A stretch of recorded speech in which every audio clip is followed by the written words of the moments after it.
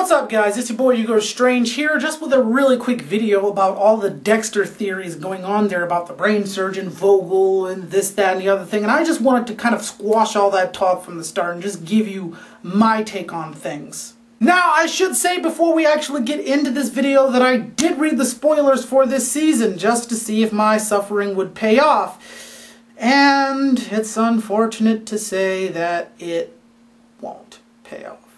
This season's gonna end pretty bad, I think, actually.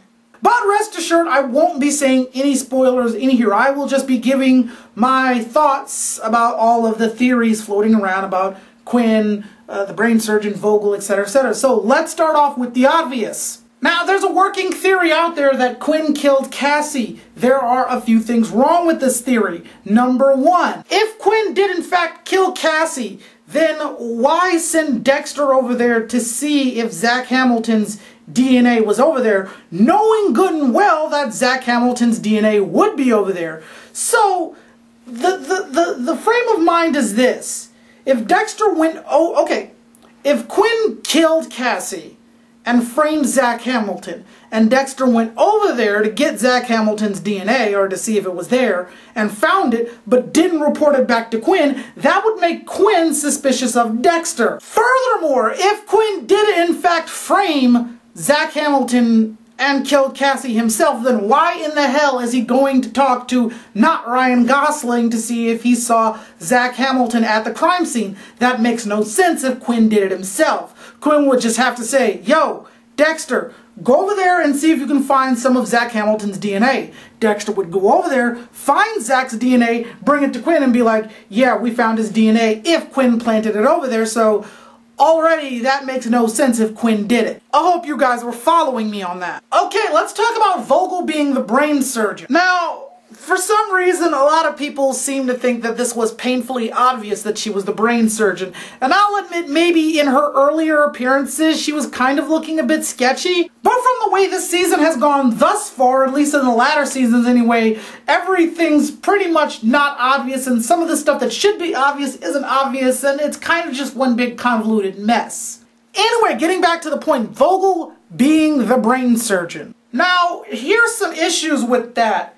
If Vogel is in fact the brain surgeon, then why in the blue hell is she surprised when she receives those brain fragments in jars? She's been surprised by those not once, but twice, and both times she was alone. So if she is the brain surgeon, then why in the hell is she acting surprised when she receives these things in the mail? Now, I know some people are running with the theory that maybe she's suffering from multiple personality disorder like Travis Marshall. My reply to that is, do you really think the producers of this season are going to bang that drum this season when the last time they did it, it didn't work out too well for them? Despite how much the latter seasons of this show has sucked, I don't think they're going to make it suck that much to open that door again. Furthermore, if Vogel is the brain surgeon, then why in the hell talk to Dexter about sparing Zach Hamilton, only to end up killing him again? This would only work if Vogel was suffering from some kind of multiple personality disorder, which we've already established wouldn't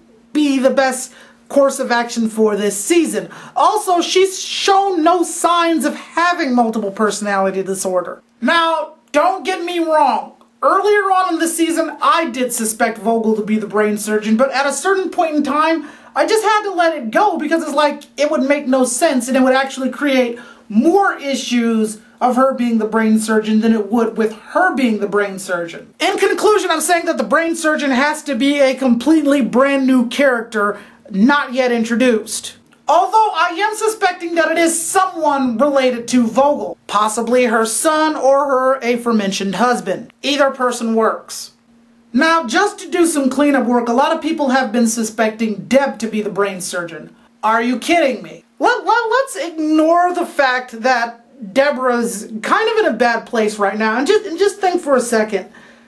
There are only so many people in the show that has the surgical know-how to cut out a specific piece of someone's brain, and Deborah ain't one of those people.